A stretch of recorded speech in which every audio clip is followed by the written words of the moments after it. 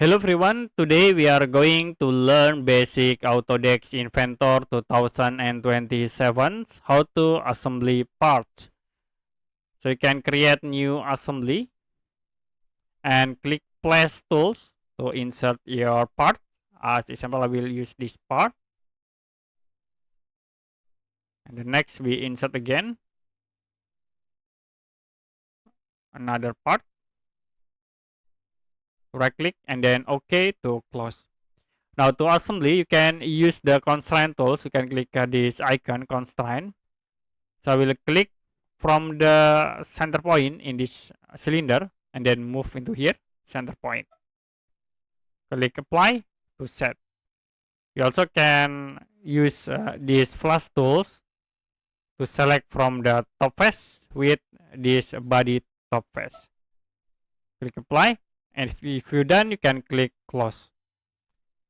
The next we assembly again, so you can click constraints, and then I will click from the center to center here, and then apply to set. The next we set again in this space. Click apply.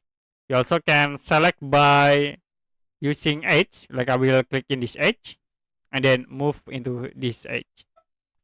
Click apply and then you can close. If you want to erase the constraints, you can go to part here, like in the part in here there are mat for the constraint. You can right click in this mat and press delete button. Now we can move the object to another area, and we can use the constraint again to move like from these points into here.